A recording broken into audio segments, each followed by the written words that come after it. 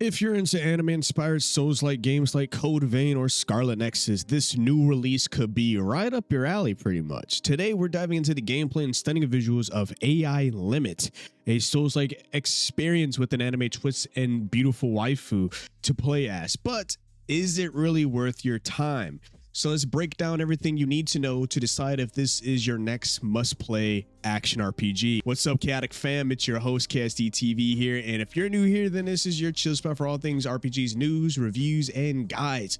Today, we're diving into the world of AI Limit, and this is the only demo, thanks to Steam's Next Fest, that is currently happening right now. So let's hop right into it. So AI Limit is developed by a Chinese studio called Sense Games, with the help of publishers Beijing CE of Asia. Now Sense Games developing their first game, which is now AI Limit, and they are getting the help from Beijing CE. I have some faith in the publishers since they are the same ones who helped publish Wolong Fallen Dynasty, another great Souls-like based game. There's not too much information on AI Limit or the developers other than the fact that they are Chinese based. So that brings me to the question is, what is AI Limit? So AI Limit is a sci-fi post-apocalyptic Souls-like, very similar themes to games like Code Vein, Scarlet Nexus, and hell, even Nier Automata. Set in the near future, humankind has diminished greatly, and many disasters and wars has overall plagued the world, and we play as our character, but she is a blader. Basically, somebody's whose appearance is technically part machine and as well as part human in this game world, and that story actually ties into the overall gameplay. Now, I've really been loving most games with post-apocalyptic settings. It's actually one of my favorites to see in the sci-fi genre. During the demo, we only really get a bit of the storytelling thanks to the environment and the notes that we find throughout the demo. The major factor that is part of the world decline is the emergence of mud. Now, during my time playing, I thought I was tripping because, like, what the fuck do you mean the mud has taken over? Like, there has to be way more, but it gets crazier since you can use mud to heal yourself. So it seems like our character, the world, and all of the enemies we are fighting are all connected through some form of mud. The demo doesn't really do the best job of overall explaining that, and we'll get to that in a second. So the demo overall starts you off in the sewer system as we have our female protagonist, and I immediately run into performance issues. Now, the whole demo was not super cluttered with these issues, but I did notice a lot of frame rate drops. They are issues that are quite small and they definitely can be corrected upon the official release. But after dealing with the performance issues, we run into the game's major mechanic that affects the entire flow of how the combat works in this Souls-like. We come across the overall sync rate system, the amount of mud energy that our character has, which is practically diverse into different levels that affects how strong we are during combat. It is essentially a meter. If it's empty, we deal the least amount of damage. If it's half full, we'll do basic standard damage, but once you max it out, we can now output the maximum amount of damage that our weapon can output. Now, you would think like, oh, hell yeah, let's just deal massive damage at all times, and some people would think that, but here's the caveat. The balancing act with this game is the act of actually taking damage, right? So when you get hit, that sync rate drops, but now I may be crazy or too much headcanon, but the way this makes me think of the hollowing system that is quite seen in the Dark Souls universe. AI Limit's prologue does a very good job at explaining a lot of the mechanics of the game and even offering players opportunities to really test what you learned. This is something that is quite known for a lot of Souls-like games. They give you certain scenarios or encounters to test what you learn, and you now must collect all that knowledge to apply it to whatever the boss is of said area. Now, when it comes to overall rolling and dodging, or even when you learn how to parry, AI Limit gives players perfect opportunities during the prologue leading up to the quote-unquote lore boss fight, which is a fight that we will talk about later. For most of the demo, we get a nice blend of story, gameplay, and even visuals, which brings me to talk about the gameplay, since most of this demo consisted of overall combat. There are many reasons why I connect this game to the like of Nier Automata, Code Vein, and Scarlet Nexus. The combat is very fast-paced and stylized. You can play with many different weapons. The game gives you 3 weapons to choose from for 3 distinctive play styles. After you understand the game a bit through the tutorial and fighting the first boss of that area, which their name is the Sewer Cleaner, you meet Asteria, the Branch Reaver. She begins to tell you that we are in the drainage tunnel underneath Havenswell, the city with the very last remnants of human life.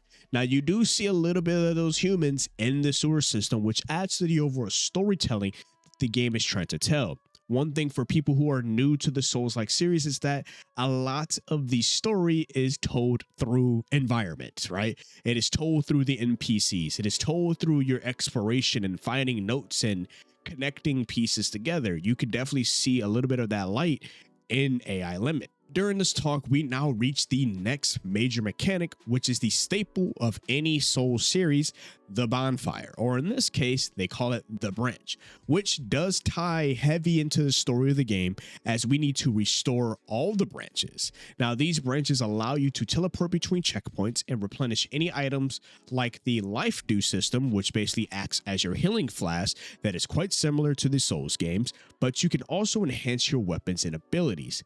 Asteria does give you life dew to help you across your journey as we tell her about the vision that we saw while touching the branch. And our character practically has amnesia, and we now have to recover all of her memories through the branches.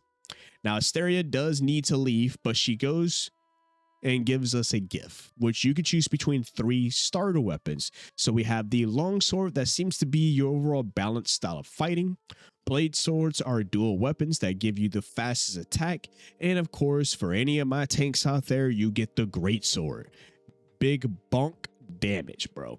Now, I do want to mention that any decisions you make now isn't final, because later in the demo, you get other types of weapons to use, like the halberd. There's other types of weapons out of 3 given weapons. Basically, they're all a variation of the first 3 starter weapons. So that means you can combine different playstyles to your liking. I'm more of the fast and dexterity in your face type of person. Now, if there was a mage system in this game, which was not available in the demo, I would definitely do a lot of mage work as well. I had plenty of fun running around with the dual swords and also utilizing the big power and heavy hitting of the halberd to just, you know, fuck all these dudes up, bro. I was having a blast just chopping through all of them. Which brings me to one thing that definitely makes this different from the Dark Souls series is the lack of a stamina bar.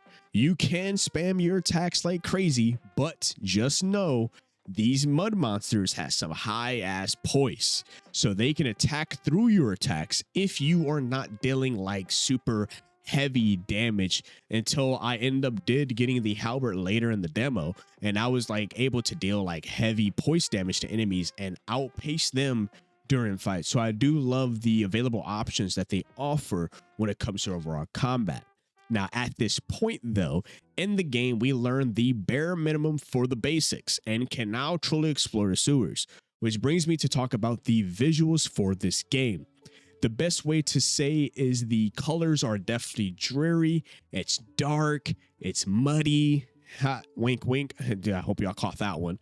It's very closed in, and it just feels like all the colors are it feels like the colors are very dreadful, right? It also does fit a anime aesthetic that comes with these type of games. The demo is quite semi-linear, as there is a straight path to follow to get to the end of the demo. There are some side exploration you can take to fight more enemies and learn more about the game's environmental storytelling. But there isn't too much backtracking in the sewer level, therefore you can benefit to exploring to grit yourself more loot, XP, but I will say through heavy exploration in this area, you can go from the beginning of the demo to the end of the demo. Backtracking is definitely a mainstay, showing that each area, map, or anything of that nature has this interconnectedness to it. So when it comes to trying to go from one side of the map to the next side, and especially if you have to unlock another given point, it definitely really has that Metroidvania, in which that's one of the things that Souls games were based off of, that Metroidvania style of level design. Now, once most of the exploration is done, once you come across the most Dark Souls 101 type of trap in the entire franchise, it reminds me from Dark Souls 1 going on the bridge with the dragon as it breathes fire down the path, and just know it is a one-shot. Well, AI Limit has something very similar, and I damn near had PTSD because we meet a giant robot that is currently shooting lasers down a one singular path, and if he sees you, you're dead. And that's the part where I was like, ooh, yeah, that doesn't look too great. So we eventually realized that we need to not follow down this path, and we noticed that there's a side path to take, which now opens up that exploration again, and the game is now teaching the player to learn how to take different paths on your journey, in which we are actually awarded with another branch to set up our checkpoint, because just know this is a Souls-like. You will die a lot in this game. At this point, we learned the next most important mechanic of any Souls-based game, which is the parry system, or as the game will call it, the counter field.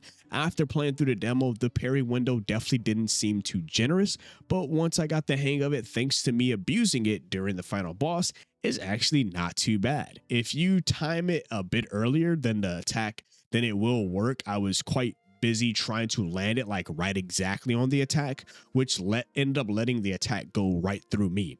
Now, if parrying isn't your type of thing, the game does offer a shield for you to utilize, but with each hit on that shield, you lose mud energy, which, need I remind you, we need the energy to maximize our damage. So another balancing act, since the game doesn't have a stamina bar in a sense. When it comes to most Souls games, the stamina bar is that nice high risk, high reward, especially when it comes to healing. Everything has some form of risk reward. You want to either play on the defensive and dodge, or do you want to attack, which both of these cost stamina, so it is very vital resource. Well, in this case, we don't have a resource like that other than the sync meter. So I prefer just utilizing the parry. I'm just so used to parrying in other Souls-like games, and honestly, I'm gonna be honest, it's a dopamine effect. I love the audio cue when it happens in any Souls game because it has such a satisfying sound when you hear that dong, that ting, like it just sounds amazing.